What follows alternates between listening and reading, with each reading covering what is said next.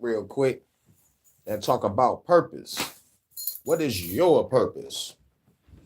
All right. I know I was supposed to probably did this on the Sunday service, but didn't want to be there too long. I was already in there long enough, you know.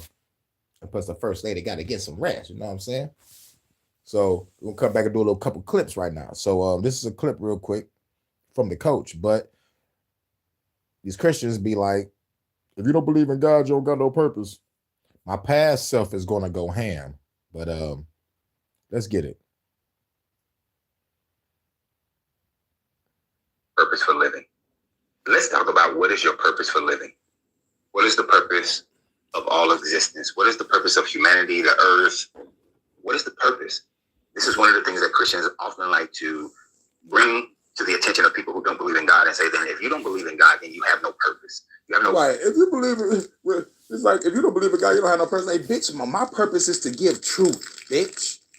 That's what I tell a motherfucker. You don't have no purpose. My purpose is to spread music, revolutionary music with truth in it, to wake your motherfucking ass up to fight your government. But I forgot, you bitch ass fuck.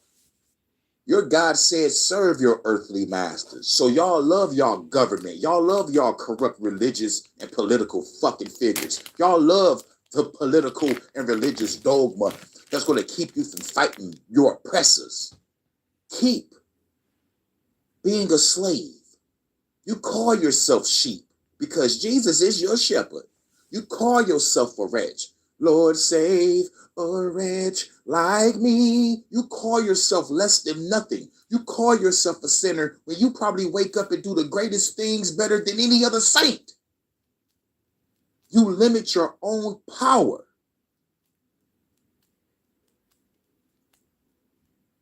What's your purpose? My purpose is to serve God and die. Well, my purpose is a lot bigger than yours. I'm here to help people gain courage to fight their government, overcome fear. But in the Christian world, the fear of God is the first sign of wisdom. Why would you want to fear a motherfucker that said to your face that he's jealous of you? I would never serve a man that has killed 40 kids with bears because they made fun of a prophet.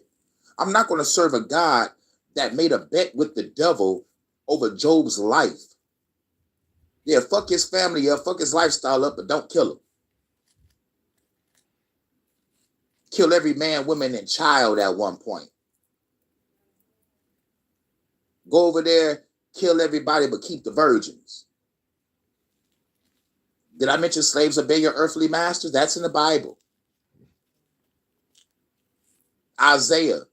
Was it like Isaiah 41, Isaiah 45, whatever the fuck? It said, God is the author of good and evil. He said, I form light and create darkness, good and evil. You better go back to the Old Testament again and find out how many bodies God got compared to how many Lucifer got. And real shit, most people think Lucifer and Satan is the same motherfucking being, but like they separate the entities. Who was in the garden? Was it Lucifer or Satan? But these motherfuckers are two different entities when you read this shit, though. Lucifer get to go up to heaven, but Satan was in the garden. Or Lucifer was in the garden, or the snake was in the garden. But either way it go, there was supposed to have been a great battle before all this Adam and Eve shit. So when you knock Lucifer or Satan or the devil to earth, y'all called it a prison. So why in the fuck would you put people that you love in a prison for Lucifer? They say God, they say the devil come to steal, kill, and destroy. And yet you put us with this motherfucker. I do it to test humanity. Well, I'm not a hamster in the wheel. I'm not an ant in an ant farm. I am no one's experiment. I choose to opt out of this religious shit and follow gnosis, knowledge of self, self-godhood. I'm out. Reason for living. There's no reason for humanity to be here. The universe, why is it here if there is no God? Well, the fact that you believe that there has to be a God for there to be purpose, right, shows that you lack some inner confidence, logic, love for yourself. That the only purpose of your existence is so that you can be this automaton in heaven and avoid the eternal punishment of the lake of fire. That if that is the purpose of all of this for your God, to have a bunch of people that worship him day and night, where there is no sorrow, there is no pain. And I want you to think about this for a second. If you are to be who you are right now as a good Christian person in heaven with this God and look down, or just know that there are others that you loved, your family members, people who never heard of this God, eternally burning in a lake of fire, how can you not have any sorrow, empathy? I mean, isn't some of the qualities of a person who claims to be Christian is that you have empathy, that you have sympathy for people, meaning that you can feel bad for them, care for them, love them, whether you experienced it or not. Sympathy and empathy. Whether you experienced it or not, you can still feel for that person. How can you be in heaven with no sorrow? Knowing that people are being tormented. Is your logic that, well, they had a shot. They made their own decision. What about those who never had the decision? Those who never met your God? Those who never heard of your God? They're down there too. They're burning. While you're standing next to Jeffrey Dahmer, who supposedly gave his life to Jesus before he died. Jeffrey Dahmer. And many other people who committed heinous atrocities while on earth, they gave their life to Jesus. Yet here is a Tibetan mom, Tibetan father, who never harmed anybody, or just good parents and good husband and wife towards one another, eternally burning in fire with their entire family and generations of their lineage. In order for you to be that, your God has to erase portions of you in order for you to be with no sorrow in heaven, therefore an automaton. Yep. So, again, you are expected to follow the command of this God in order to make it to this heaven. That is the whole sole purpose of all existence. Your existence cannot be because you choose to live a life that helps out humanity. You choose to live a life that lifts up other people. You choose to live a life that cares for the sick or the elderly. You choose to live a life and say that my purpose right now is fatherhood, motherhood. My purpose right now is husbandry. My purpose, well, being a husband, being a wife. That my purpose is to enjoy and connect with nature. My purpose is to look at the beauty of what nature has created and go see it, go visit it, go experience it.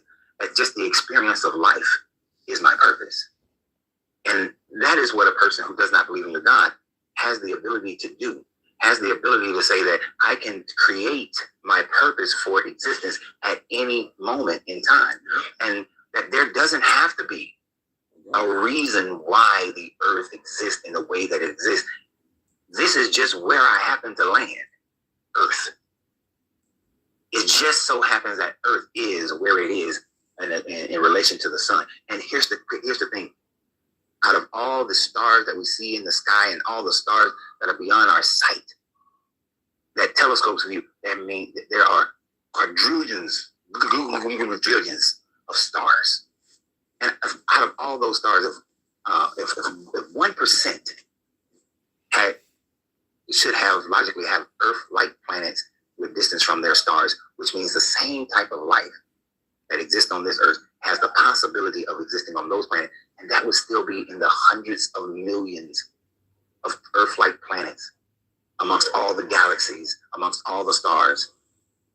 You're not the only person here. You're not that fucking special, is what I'm saying. That Earth is not the center of the universe. It's not even the center of our known universe, much less the center of the grander universe that our universe exists in. Right. So trying to create this specialness with your God is your own personal insecurities to make yourself feel better about who you are in your existence, because maybe you haven't decided what your purpose could be or is, but you have the opportunity every day to decide. Most people decided, you know what, I'm going to just be a slave, go to work and come home and just be a slave to the system. Go to work, go to church, come home and just praise the Lord, even though nothing ain't working. That's what people chose. I choose to follow the path of wisdom, knowledge, and understanding. Seek truth. Start this motherfucking revolution. This is bigger than God. God wants you to sit still and turn the other cheek while the oppressors beat the living shit out of you. I can't do that. Your God ain't shit for saying slaves obey your earthly masters. For real.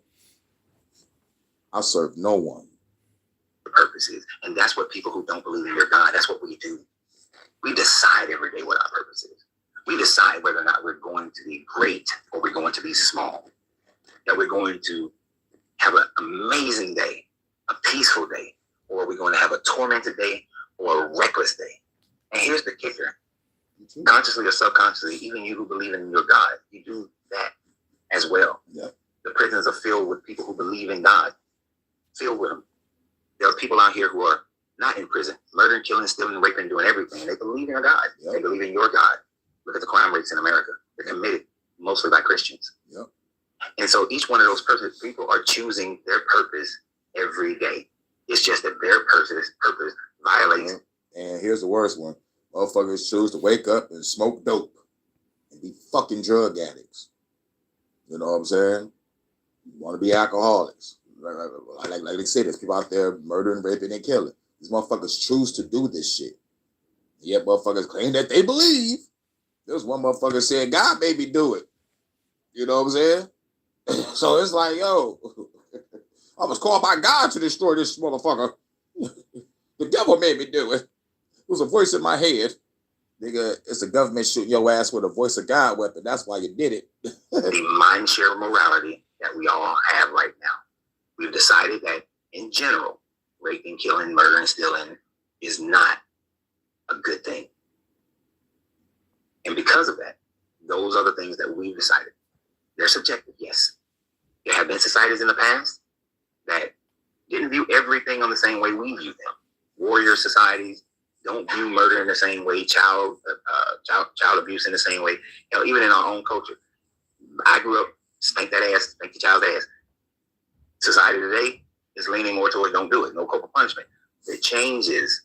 It's alive. It's all subjective. But you're choosing to be a part of that. And there are those who are choosing not to be a part of that. And you claim to believe in this God. So in a small sense, you are choosing your purpose every day.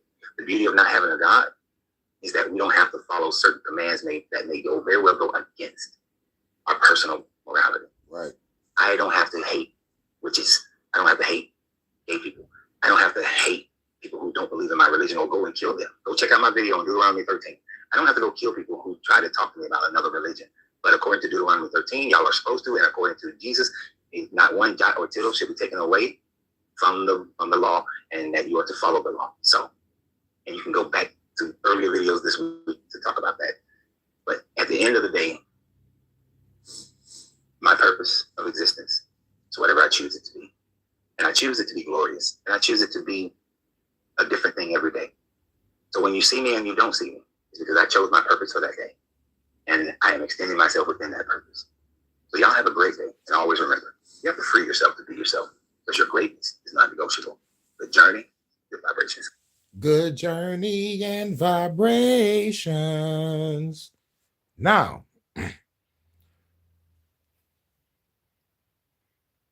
it's time to break out the matrix. All right? Y'all ready? There are these 5 stages that people probably already know, that probably surpass or probably feel that they see themselves in. You know, and let's get off into it. Because after you find yourself, you will really, truly understand, understand your true purpose. Most people are walking around aimlessly with no purpose. Some people's purpose is like, fuck it. My purpose is to serve the Lord. Your purpose is much higher if you see yourself fulfilling your purpose or fulfilling your dreams. People, the power is yours. Now let's break free from the matrix. This is the last video and then we up out of here. Game we did not choose to play. From the moment we take our first breath, before we can even speak, we are handed a script. It is an invisible contract signed on our behalf by our parents, our schools, and our culture. The script tells us what success looks like. It tells us what love looks like. It tells us what happiness feels like. We are told that life is a linear progression. If we just study hard enough, work long enough, buy the right things, and impress the right people, we will finally arrive. We are told that the gnawing hunger inside us, that subtle feeling that something is missing, can be filled by the world outside us. But have we ever stopped, even for a terrifying second, to ask, whose dream are we actually dreaming? Are we living our own lives? Or are we merely reciting lines from a play written by dead people? The ancient Vedic sages of India call this Maya, the great illusion. They describe the world as a magic show projected by the mind, and not as a place of solid, objective reality. In the Shvetasvara Upanishad, it is written, know that nature is a magic show, and the great Lord is the magician. The whole world is filled with beings who are part of his magic. We are the audience, entranced by the show, laughing and crying at the shadows on the wall, forgetting that we are sitting in the theater. In modern philosophy, the French thinker René Girard calls this phenomenon mimetic desire. He argued that human beings do not actually know what they want. We have no internal compass for desire. We are biologically wired to look outward.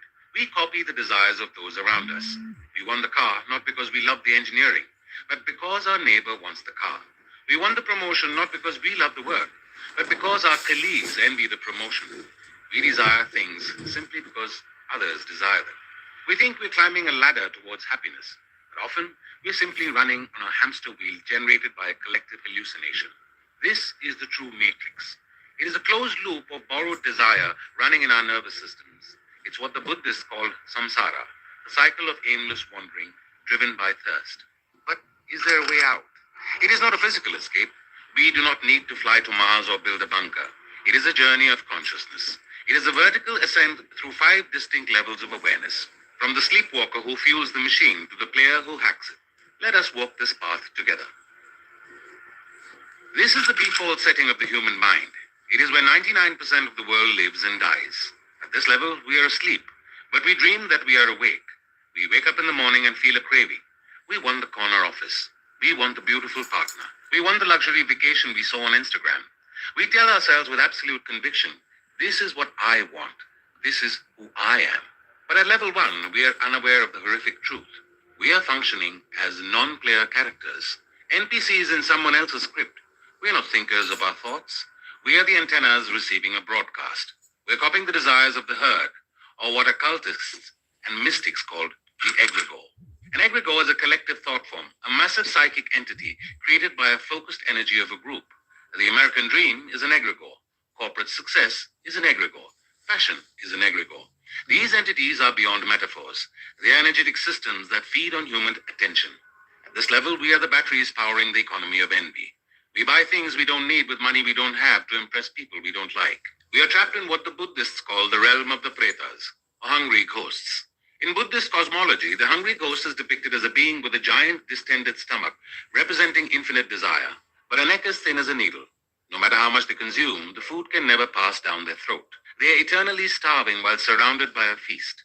The Bhagavad Gita, chapter 16, verse 10 says, giving themselves up to insatiable desires, full of hypocrisy, pride, and arrogance, they hold false views through delusion and act with impure resolve.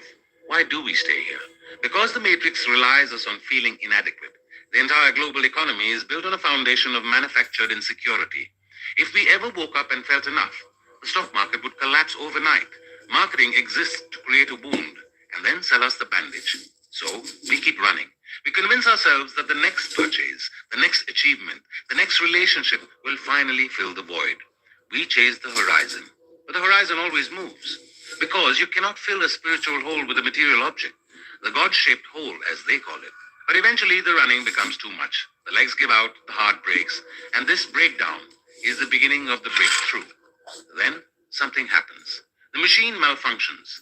Perhaps it is a divorce that shatters our picture-perfect life. Perhaps it is a burnout that lands us in the hospital.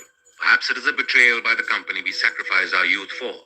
Or perhaps it is just a quiet, terrifying moment of clarity at 3 a.m., where we stare at the ceiling and ask the forbidden question, is this it? This is the awakening. But it is not peaceful, it is violent. We enter level 2, the cynic. Here we begin to see the simulacra, a term used by the philosopher Jean Baudrillard. He argued that our society has replaced reality with symbols. We realize that the awards are fake plastic. The corporate ladder is a hamster wheel.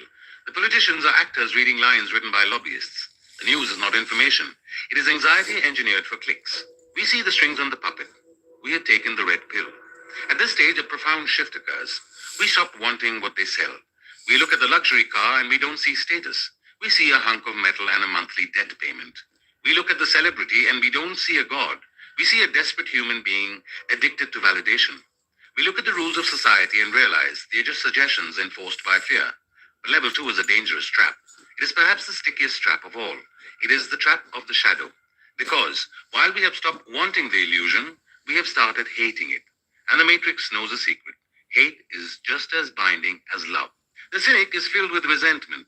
We look around at the sheep who are still asleep in level 1 and we feel contempt. We judge them. We feel intellectually superior because we see the corruption. But emotionally, we are miserable. We are lonely. We are angry.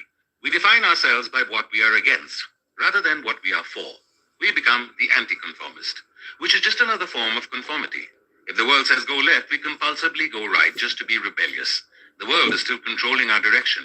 Nietzsche in Beyond Good and Evil says, whoever fights monsters should see to it that in the process he does not become a monster. And if you gaze long enough into an abyss, the abyss will gaze back into you. The Matrix still has us here. He doesn't care if we love the system or hate the system, as long as we are obsessed with the system. Anger is a high-energy food for the egregore. Outrage is the currency of the internet. As long as we are reacting, we are not free. We're just an angry prisoner rattling the bars of the cage. Is there a way to stop fighting? Is there a way to put down the sword without picking up the chains? Exhausted by the constant anger of level 2, we realize that fighting the system only makes it stronger. Every punch we throw gets absorbed and sold back to us as contempt. So we decide to do the unthinkable. We withdraw completely. We enter level 3, the renunciate. This is the archetype of the monk in the cave. It is the Walden Pond phase. We refuse to play the game. We minimize our needs to starve the system. We might quit our high-stress jobs to become minimalists or delete our social media accounts. We might even move to a cabin in the woods or dive deep into spiritual asceticism. We withdraw our consent. We embrace the path of Vairagya, the Sanskrit term for detachment or dispassion.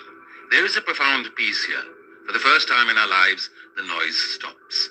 We reclaim our nervous system. We learn to sit in silence without reaching for a phone. We watch the sunrise without needing to photograph it. We begin to taste what freedom actually feels like. We feel the truth of the biblical instruction.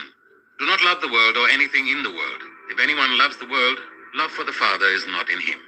We feel safe. We feel holy. We feel like we have won. But is there a hidden flaw in level 3, a crack in the foundation of our sanctuary? Our peace is fragile because it depends on isolation. We are peaceful as long as nobody triggers us. We are calm as long as we don't have to deal with traffic or money or difficult relatives or the chaos of the marketplace. We have built a sanctuary, but it has walls, and walls are a form of prison. In the Zen tradition, there is a stern warning against soaking in the dead water. This refers to the meditator who gets stuck in the bliss of emptiness and refuses to return to the world of form. They become a stone Buddha, calm but useless. We have escaped the game, but deep down we are still afraid of it. We are hiding in the cave because we believe the world is bad and the cave is good. This is still a form of duality. We are still defining ourselves in opposition to the Matrix. We are free from the noise, but we are not yet free from the fear of the noise. And the universe in its infinite wisdom will not let us hide forever. Eventually the cave will collapse. The money will run out. The tooth will start to ache. The world will come knocking. To move beyond the cave, we must undergo a death. Not a physical death, but something far more terrifying to the mind. The death of the desirer. This is level 4, the 0 point. In the Christian mystic tradition, this is St. John of the Cross's dark night of the soul. Here we face the ultimate truth. We realize that the I who wanted to succeed in level 1, and the I who hated the system in level 2, and even the I who wanted to be spiritual in level 3 were all just constructs. They were all masks worn by the ego. They were all stories we told ourselves to feel solid. We touched the void. The Buddhists call this sunyata, emptiness. This is the moment that the floor drops out. It is the moment of existential freefall. We realize that we are not our name, our job, our history, or our trauma. We are not even our spiritual progress. In this state, we stop projecting meaning onto the world. We see things exactly as they are, without the filter of, I like this, or I hate this. We stop dividing reality into sacred and profane. We realize that the traffic jam is just as holy as the temple. We enter the state described by the Sufi mystic Rumi. Out beyond the ideas of wrongdoing and right-doing, there is a field. I'll meet you there. When the soul lies down in that grass, The world is too full to talk about. We become transparent to the system. Imagine the Matrix uses hooks to control us. These hooks are made of fear, guilt, pride, and desire. But these hooks need something to latch onto. They need the Velcro of the ego. They need a me to be offended, a me to be jealous, a me to be proud. At level 4, there is no Velcro left on the soul. The hook passes right through us like smoke through a screen. We are in the world, but we are no longer reacting to it. We have reached the state the Stoics called apatheia. Not apathy, but a divine equanimity that cannot be shaken by external events. We are the eye of the storm. We realize the profound truth of the Ashtavakra Gita. You are the solitary witness of all that is, forever free. Your only bondage is that you practice the meditation of seeing yourself as something else. We are free. There is no longer anyone inside us to be trapped. The me who was a prisoner has dissolved into the witnessing presence. But we cannot stay in the void forever. We still have a body. We still have a life. What happens when the nothingness meets the somethingness? And finally, we come full circle. We leave the cave. We leave the void. We walk back into the marketplace. This is level 5, the player. In the Hindu tradition, this is called Leela, divine play. We realize that life is not a test, nor a prison, nor a school. It is a dance. It is the cosmic play of the divine pretending to be many. We re-enter the game, but this time, the dynamic is completely flipped. We know it's a game. We might buy the nice car simply because we appreciate the engineering and the beauty of the design. We might take the high-powered job not because we need the power to feel safe, but because we enjoy the challenge of solving complex problems. We play the role of employee, parent, or lover with total passion, knowing all the while that this is just a costume. We wear the mask loosely. We embrace the teaching of the Bhagavad Gita, chapter 2, verse 47, regarding Karma Yoga. You have a right to perform your prescribed duties, but you're not entitled to the fruits of your actions. Never consider yourself to be the cause of the result of your activities, nor be attached to inaction. This is the key to level 5, action without attachment. We act, but we do not cling. We love, but we do not possess. We build, but we are ready to watch it all fall down without losing our peace. We dance with the illusions without believing them. The player acts as the architect of reality. We harness the tools of the matrix, money, technology, influence, and channel them entirely into building sanctuaries of beauty and freedom for others. We become what the Taoists call the empty boat, moving through the river of life without colliding with anything, because we are empty of self-importance. We become dangerous to the system through our absolute fearlessness. We starve the beasts simply by refusing to tremble. We are the lucid dreamers in the nightmare, the glitch that heals the code. The famous 12th century Zen sequence, the 10 Bulls, depicts the stages of enlightenment. It culminates in the monk descending from the emptiness of the mountain to return to the city, carrying a sack of gifts, laughing with the butchers and the wine drinkers. The final verse reads, "Barefooted and naked of breast, I mingle with the people of the world. My clothes are ragged and dust-laden, and I am ever blissful. I use no magic to extend my life. Now before me, the dead trees become alive." Most of us spend our lives bouncing between level 1 and level 2, chasing the illusion or fighting it. Some of us find temporary peace of level 3. But the invitation of true spirituality is to go deeper, to strip away the layers of borrowed desire, to face the void of level 4, and ultimately to return as the player in level 5. To live in the matrix, but not be of the matrix. The door to the cage was never locked. It was held shut by our own grip. The moment we let go, the game changes. We stop working for the matrix, and the matrix starts working for us. The game is still running, but now it's your move. Shouts out to everybody. And we're gonna get up out of here. Hope everybody have a cool day, afternoon, evening, and night. What's your purpose?